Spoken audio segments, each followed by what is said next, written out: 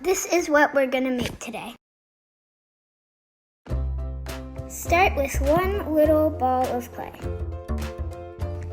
Ask a grown-up to help you with the cutting. Perfect! Great job!